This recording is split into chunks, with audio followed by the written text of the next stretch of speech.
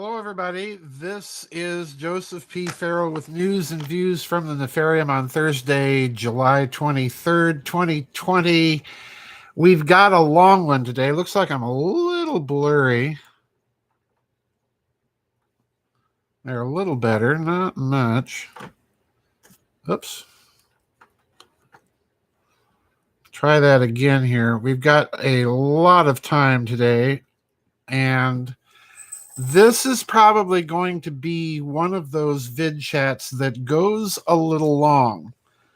But before we get into that and why it's going to go long, I want to remind everybody we do have a vid chat tomorrow afternoon at 2 o'clock U.S. Central Time. As always, I'll be in the chat room a little early for some informal banter and conversation, and then we'll kick off the actual formal chat at 2. I may start early at 1:30, given that we've already had some people sending in questions. Don't forget the deadline. We have a new deadline.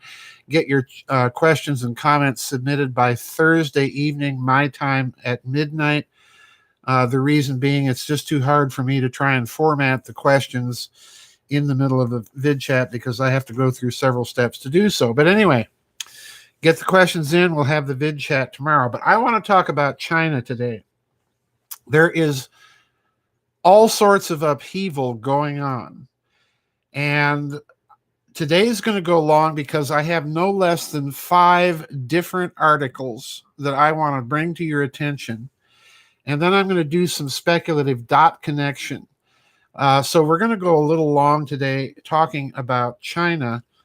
And I suspect that many of you are probably watching China and thinking much of the same thing. So the first article I want to talk about, and I will have these linked with the video when it is posted. But anyway, I do want to talk about this because this is very, very interesting. The title of the first article is Chinese Regime Announces Purging Campaign Hinting at Factional Infighting. And this came out and was updated just 2 days ago. So please note, factional infighting. And I've been kind of predicting this because of all the upheaval going on in China, that Xi's regime is under threat, internal threat. And it now looks like he's resorting to the typical communist thing that when you're under threat, you have a purge. Okay? So let me read from this, and I want to occasionally inject what I think may be hovering in the background. I'm going to read a few paragraphs from this first article. Top Chinese officials recently announced that the Communist Party would begin a purge of the powerful Political and Legal Affairs Commission, a party agency that oversees the country's security apparatus, including police, courts, and prisons. The party will complete the purge by the first quarter of 2022, right before its 20th National Congress, a conference that occurs every 5 years to determine the next succession of party leaders. The Political and Legal Affairs Commission was formerly the stronghold of current party leader Xi Jinping's political rivals, namely officials who were loyal to the former party leader Jiang Zemin. Skipping now, but experts say the announcement of a forthcoming purge indicates Xi is still struggling to keep the PLAC officials in line. And this article even gives us an interesting picture of some of these Chinese communist officials. And note, please, they're all wearing masks, which I find rather ironic. I'm skipping several paragraphs now. And they are interviewing a man at this point by the name of Chen Yixing. Chen pointed out 6 stubborn diseases that the campaign was targeting. PLAC officials who interfere with the judicial system, officials who operate companies, officials who own shares of private companies or lend money with interest. Remember the big bullion fraud scandal that I blogged about just a few days ago. Officials with spouses or children who operate illegal businesses, officials who shorten prisoner sentences or release them after receiving bribes or other special favors, and then finally, officials who control criminal cases. U.S.-based China affairs commentator Tang Yingluan analyzed that the party seeks to achieve two purposes with the purging campaign. One is removing officials who do have power but don't follow Xi Jinping's lead, he said. The other purpose is to distract the Chinese public from current crises such as the economic depression, pandemic, flooding, and other disasters.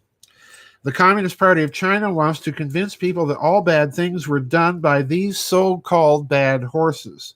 So in other words, it's the typical Stalin purge. Stalin initiates the collectivization of the kulaks and farmers in the Ukraine, and then turns around and holds a purge for the failure of the policy and gets rid of some of his internal, pardon me, his internal opposition. So same thing going on in China. Now, let me skip to the very end of this article. On April 19th, China's Vice Public Security Minister Sun Lijun was detained for an internal party investigation. On May 8th, Sun was officially dismissed from his position. From April 20th to May 5th, China's Minister of Justice, Fu Zhenghua, a member of the Jiang faction who opposed Xi's rule, was dismissed from several positions he held within the legal system. Sun and Fu were promoted by Meng Jianzhu, who was the PLAC chairman from 2012 to 2017, and another key player in the Jiang faction. Several of Meng's subordinates were dismissed in May and June, and an insider from Beijing told the Chinese language Epoch Times in April that Sun was dismissed because he was involved in a coup plan in which the Jiang faction was vying to replace Xi. So in other words, Xi's clamping down because his government is weak, all right? So that's the first little bit of dot connecting that I want you to bear in mind as you are pondering these articles. Now, the second article is a whopper. This is titled, China Has Lost Its Planted Crops Real-Time Floods Update. And it adds to this, underneath that heading, China has stopped publishing inflow data to the Three Gorges Reservoir. And I'm only going to read two paragraphs here. Quote, I am watching in real time the almost complete destruction of China's central growing region as emergency warnings are given, as engineers blow dam after dam and levy after levy to evacuate major cities and farmlands with livestock. And this is true. They've been blowing dams upriver of the Three Gorges Dam. And folks, this is a very, very serious situation. The last I heard was that the reservoir at Three Gorges was within 11 meters, about 33 feet, of overtopping the dam. Okay, it's a very, very serious situation. Continuing, what I'm watching will have an effect on you in the United States, and for that matter, the rest of the Western world. But I'm not sure the lag time from these unbelievable events that are out of a Hollywood movie and real price increases and financial shocks. Now, I've been speculating, and I've advanced this in a couple of blogs, and I believe in my last news and views, that we may be watching a real-time weather war being waged on China, and particularly during a period where China has distanced itself from dollars. Now, watch what's happening if that's true. China de-dollarizes and then gets hit with massive flooding that wipes out its crops. So it's going to have to turn to other food sources. And basically, there's only two, Russia or the West. And probably it's going to have to turn to both. But to do business with the West, it's going to need, guess what? It's going to need dollars. Okay? So China is in a real economic hurt. And I suspect this is another reason why there is increasing internal opposition to Xi and why he's clamping down. He's struggling to hold on to power. And if the dam at Three Gorges goes, I suspect you're going to see a backlash in China against the Xi regime, if not the Communist Party itself. But again, that's speculation. So put the de-dollarization, weather war, food situation as yet another dot to connect. Now, the third article I've linked isn't really an article. It's a video about the Three Gorges Dam that came out very recently. I don't speak Mandarin, or certainly don't read it, but the net effect of the video is that the Chinese government has now officially admitted that the Three Gorges Dam has, quote, moved, leaked, and distorted. Okay? Now, I find the last word very interesting because we've seen all sorts of internet speculation based on Google satellite imagery of the dam when it was completed, and then more recently where it appears to be kind of buckling under the pressure of the water behind it. And of course, I have blogged about the fact that one Chinese hydrologist has pointed out that the dam was constructed without being anchored in the bedrock beneath it. Okay, so it stands to reason it's going to distort and buckle a little bit. Now, in that omission, in that video, the Chinese government is also maintaining that the dam is still operating, quote unquote, within normal parameters, whatever that is for a dam that huge. Okay, so I suspect that Xi Jinping is making the anti-corruption campaign part of this purge, because if you've dug into the history of the construction of the Three Gorges Dam, there was all sorts of construction and corruption going on behind its construction, not the least of which is not anchoring it in the bedrock. Okay, so I think Xi may be preparing for a worst possible case scenario should the dam fail. And Lord knows, I certainly hope it does not fail, because you have hundreds of millions of innocent Chinese in that region of China and then downriver on the Yangtze River all the way to Shanghai that, of course, had nothing to do with the corruption involved in constructing the dam. So there's lots going on here. Now, let me get to the final two articles. The first article is from the New York Times. It's an article by Edward Wong, Laura Jakes, and Stephen Lee Myers. And the article is titled, "The U.S. Orders China to Close Its Houston Consulate, Citing Efforts to Steal Trade Secrets." But there are some interesting things in this article, just about 4 paragraphs that I want to read here. The United States has abruptly ordered China to close its consulate in Houston, accusing diplomats of aiding economic espionage and the attempted theft of scientific research as the Trump administration sharply escalates its moves against China. China vowed to retaliate, calling the action illegal. Hours after the administration issued its order on Tuesday, consulate employees burned papers in open metal barrels in a courtyard of the Houston building, prompting police officers and firefighters to rush to the area. It was unclear what had immediately prompted the crackdown on the consulate, which must close by Friday, although the State Department said China was directing massive illegal spying and influence operations. Oh, surprise, surprise.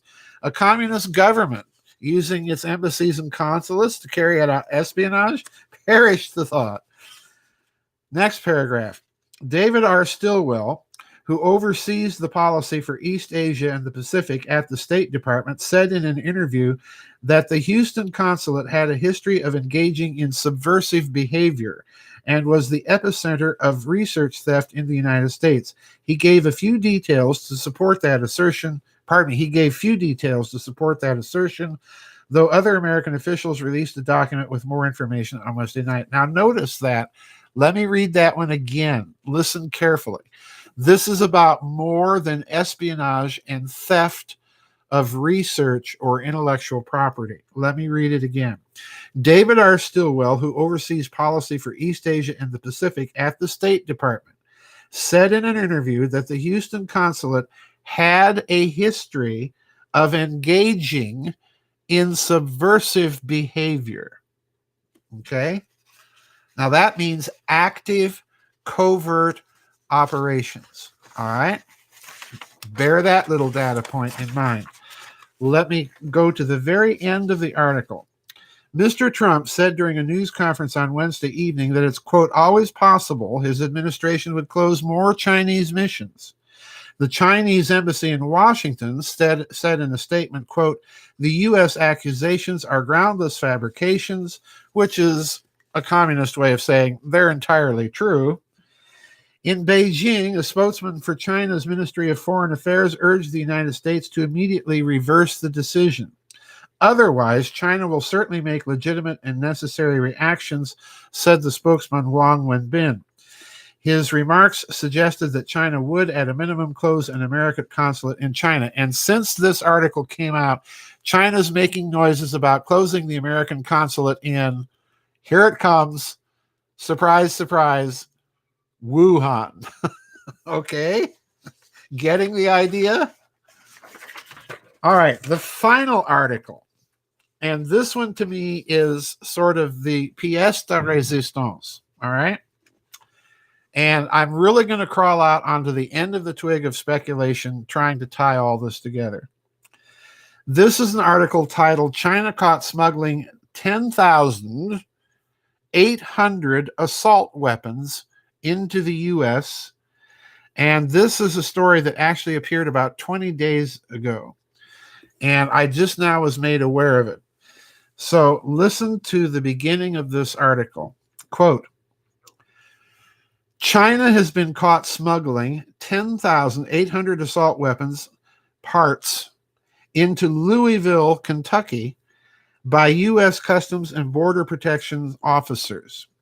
The shipment arriving from Shenzhen, China, and destined for a residence in Melbourne, Florida, was seized on May 22nd. The parcel was manifested as containing 100 steel pin samples, a common practice used by smugglers for contraband trafficking. At the Express Consignment Operation Hub in Louisville, U.S. Customs and Border Protection officers seized a shipment from China that contained over 10,000 assault weapon parts being smuggled into the country. As per the Customs and Border Protection press release, quote, the shipment was seized on May 22nd. Officers inspected the item, which was arriving from Shenzhen, China, destined for a residence in Melbourne, Florida. The parcel was manifested as containing 100 steel pin samples. This is a common practice of smugglers manifesting the contraband as a harmless or legitimate commodity in hopes of eluding further examination. Unquote. Thomas Mann, the port director of Louisville, said that the Chinese smugglers were knowingly tried to avoid detection and smuggle in assault weapons parts into the United States. Weapons, folks. Assault weapons. Quote, the importing of any type of munitions is regulated by the Alcohol, Tobacco, and Firearms Bureau, said Thomas Mann, port director, Louisville. This smuggler was knowingly trying to avoid detection, however, and our officers remain vigilant, ensuring our community is safe, and the usual political boilerplate. The Customs and Border Protection Center of Excellence and Expertise machinery team estimate the domestic value of the shipment to be $129,600. Earlier in February, listen carefully. Earlier in February, Indian intelligence caught China secretly shipping nuclear arms to Pakistan. Now, before I continue, if China's willing to smuggle nuclear arms to Pakistan and smuggle in assault arms destined for God knows who in this country, they're willing to smuggle in nuclear arms into this country. So let me continue. Earlier in February, Indian intelligence caught China secretly shipping nuclear arms to Pakistan. The ship belonged to a Chinese shipping company, Costco. That's not the American retail firm, blacklisted by the Americans last year. Sources in coastal intelligence told Great Game India that the intercept was based on a tip-off from the Americans, who were monitoring the entire fleet of the shipping line, believed to be a front of Chinese intelligence, unquote. So in other words, America is experiencing a kind of cultural meltdown, a quasi-hot civil war. The Chinese are smuggling arms into this country during that and smuggling nuclear weapons to Pakistan, which apparently needed extra Chinese nuclear weapons in addition to the ones it makes itself.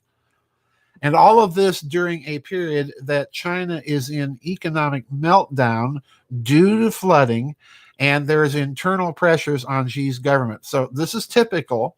We have a dictatorship lashing out, trying to create chaos in order to maintain its grip on power, and it's being shut down.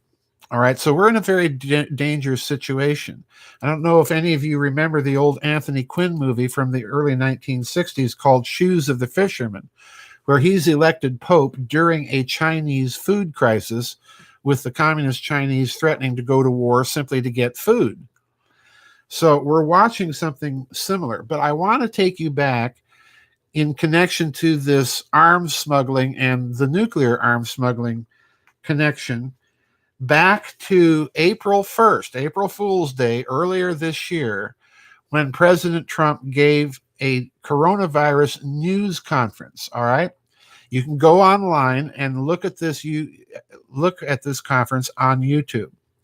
The interesting thing about that conference, and a friend of mine pointed this out to me, and we got brainstorming, and the scenario that we brainstormed was so similar, and now with this last article, it's looking to me even more likely. That April 1st coronavirus news conference started out in a very unusual way. It started out with Defense Secretary Esper and then General Milley getting up on the podium.